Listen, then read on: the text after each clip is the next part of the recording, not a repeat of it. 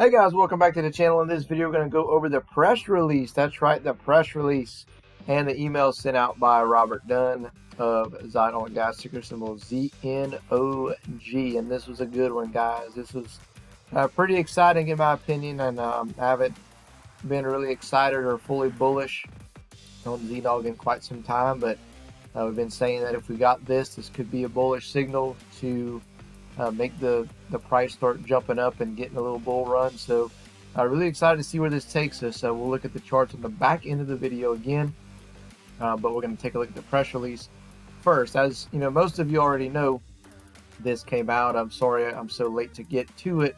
I did see it earlier today. I just am not able to release the video until now. So here we go.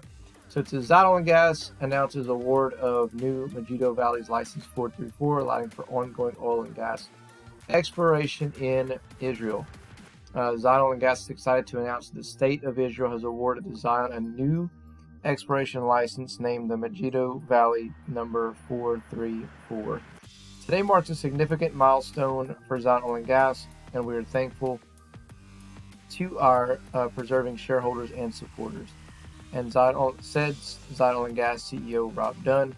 This license is a major endorsement from the state of Israel and affirms our long-standing commitment to unlocking Israel's onshore energy potential. The exploration license 434, similar to Zion's previous exploration licenses, will be valid for 3 years until September 13th, 2026, with the option of four 1-year extensions totaling 7 full years until September 13th, 2030. The new license includes approximately 302 square kilometers, or about 75,000 acres. Zion plans to start recompletion operations to the Megiddo Jezreel number 1, MJ1, as soon as possible. Zion is deploying new technologies focusing on new stimulation methods for the MJ1 and aiming to potentially unlock hydrocarbon flows in several identified key zones. Zion has already procured service contractors and ancillary items required for efficient operations and anticipates commencing operations in Q4. Zion attributes these achievements to God's faithful provision through the unwavering support of its shareholders and steadfast prayers for Zion Oil and Gas. We've had to wait patiently for this license, and God uses times of waiting to prepare his people for greater things, said Zion Oil and Gas founder John Brown.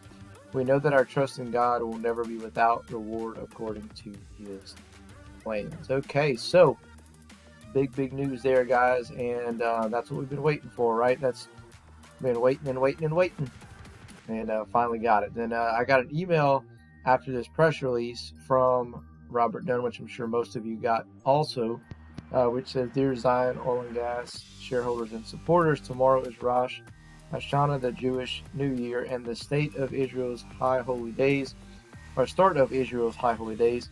What a marvelous timing for God to mark the beginning of a new era for Zion's long journey towards fulfilling our mission to help Israel attain energy independence. After months of anticipation, we're beyond overjoyed that we can finally declare the official approval of our new oil exploration license in the Megiddo Valley license number 434, preparing the way for Zion to proceed with our planned recompletion operation at the MJ1 well site. Below the shofar as we celebrate this new year of God's merciful favor upon us. As we shared in our press release this morning, this new license will be valid for 3 years until September 13, 2026, with the option of a 4 1-year extensions, total of 7 full years, until September 13, 2020. And it includes 75,000 acres, or 302 square kilometers. Now we move forward. By God's grace, Zion intends to launch its planned recompletion operations on the MJ1 well as soon as possible, deploying new technologies with stimulation methods for MJ1 aimed for potentially unlocking hydrocarbons. That's kind of a lot of repetitive stuff in this section, at least, that they stated in the press release. And it says, we can't express sufficiently just how grateful we are to our supporters and shareholders who have been central to helping us reach this point. Over the past year and a half, Zion has ridden an unprecedented series of waves amidst Israel's many political storms. which have seen multiple national elections and resulting leadership changes, including the appointment of a new Ministry of Energy. We weathered much along the way, from our initial license application submission in May 2022 through multiple updates and amendments to the application up to including the final resubmission in January 2023, and significantly, the organized efforts of our staff in Israel working constantly behind the scenes with the various departments in the Israeli government, including energy, water, finance, environmental, and zoning, to expedite the review and approval process these past few months in the lead up to getting the current green light for renewed operations. No doubt our diligent Zion staff have put in hard work during this time, but we've never been more cognizant that it is entirely to God's glory and by the way of the astonishing patience, support, trust, and prayers of our supporters that we are where we are. Your continued faithfulness through the extended journey humbles and inspires us as a company to press on with hope and finish His work. So great email, follow-up email, in my opinion, from the press release, and I have to say it responded really well. I mean, it was up, I think, 50% today. We'll take a look at that here in a second. 51%, 51.32% to be exact. So let's go ahead and take a look at the charts, and we'll kind of reevaluate the technical analysis on Zion Oil and Gas now that we are at that 8-cent mark. All right, guys, so taking a look at Zion Oil and Gas, ticker symbol ZNOG.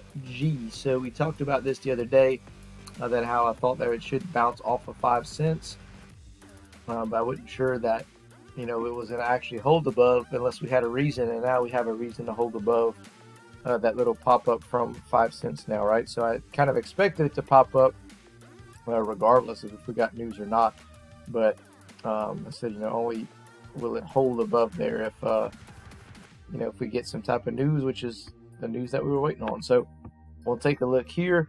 The big thing that I'm waiting to see is obviously this is going to sell off a little bit. Some huge, I mean, just massive green candles here, and we're currently overvalued. We can still go a little bit higher before we pull back, but what you want to watch to see is when we pull back, do we get close down to 7 cents? And if we do get to 7 cents, do we hold there? Do we break down and go back to 5? Boy, that would be something. But if we can hold at 7, I think that would be a really good sign for us on a pullback. Or we may bust above and maybe test 9 cents.